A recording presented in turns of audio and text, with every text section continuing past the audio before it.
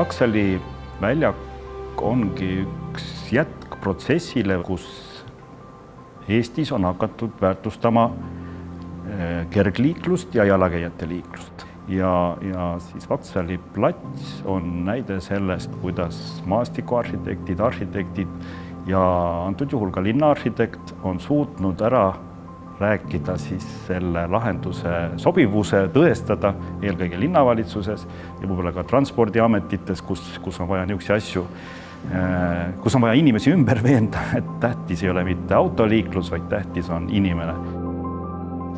See oli põhimõtteliselt väga värskelt pärast seda, kui ma olin tööle asunud linnaarhitektina. Ja nagu ikka, sa värske pilguga näed kuidagi teravamalt teatud probleemi üle linna. Ja üks nendest probleemidest tõesti oli väga teravalt näha, oli Vaksali esine, seda ei saanud väljakuks kutsuda, see oli lihtsalt üks asfaltväli. Ja see kontrast oli eriti suur, kuna Vaksali hoone oli üsna värskelt renoveeritud ja tõesti, kui seal on ees on täiesti läbimõtlematu avalik ruum, siis see hakkab teravalt silma. Võib-olla selle Vaksali väljaku üks suuremaid niisugesi väljatoomist väärivaid osisseid ongi see, et linnaliiklus, autoliiklus on korraldatud just maastikuarhitektuuri võtetega.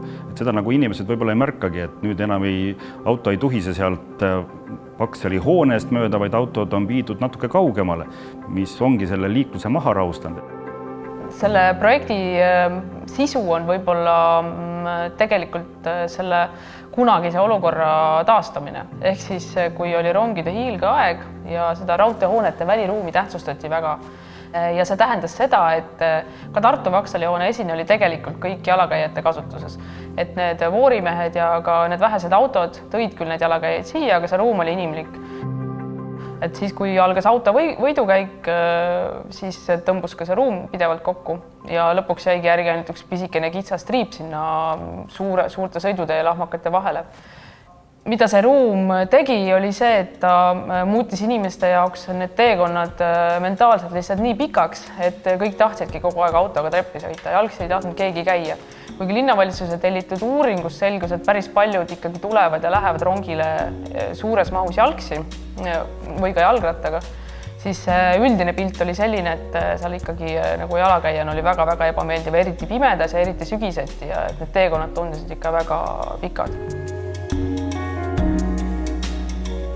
Ja kõik see haljastuse teemad, et need siis on tuletatud sellest raudteeliikluse olemusest, et see, kuidas see raudtee liigub lineaarselt, väga punktuaalselt, väga mõõdetult. Et me oleme seda arvestanud ka nende läbiliikumiste peale, et need liinid, kus haljastussiirud jooksevad, need on siis riskiliikumisega, et kui inimene sealt justkui läbi kõnnib, siis tal kogu aeg ruum muutub. Tal on pidevalt nagu mingi uus situatsioon. Soovisime kasutada sellist suuremõõtmelist plaati näiteks lahenduses, mis natukene tõstaks seda, teeks sellest platsist natukene liha sellisema platsi, kui ta võib-olla ruumiliselt on, et meil on üks väärikas kord tehtud vana maja, vaated sellele majale on olulised ja see plats pidi ka jääma või me soovisime, et see plats jääks samamoodi väärikaks. Mida meile algusest peale ette heideti või öeldi, et see väljak ei hakka tööle, seepärast, et inimesed ei taha seal olla, kuna nad tulevad õigeks ajaks rongi peale ja lähevad sealt pärast kohe ära ja seda väljakut ei ole mitte kellelegi vaja, et see on üks suur ruumi raiskamine, et parem siis nagu parkigem seal. Ja mis te jamate, et park on ju kohe kõrval, see Kuperjanovi park. Ja nüüd, kui praegu vaadata, et siis inimesed ikka päris palju kasutavad seda ja nad ootavadki sealt, tulevad üksteisele vastu sinna rongi peale ja nüüd on tekkinud sinna ka juba üks kultuur, mis inimestele väga meeldib ja ta töötab nagu väga hea avalik väliruum. Maastikuarhitektuuri olulisus viimasel ajal võib-olla ongi üks suur arhitektuuri kui nähtuse niisugune positiivne võit, et on hakatud tähtsustama seda, mis jääb hoonest väljapoole. Kas me näeme hoonet ja seda ümbrust tervikuna või hoone ümber tekkivat avalikku ruumi nagu ühtse tervikuna? Täna on tegelikult väga huvitav mõtelda tagasi aasta 2012 peale, kui me seda Vaksali väljaku projekti hakkasime vedama, et need väärtushinnangud on täna totaalselt muutunud tõesti. ja kui toona pidi veel selgitama isegi mõistet, mis on avalik ruum, mis asi on sotsiaalne ruum, et siis täna me seda tegema ei pea.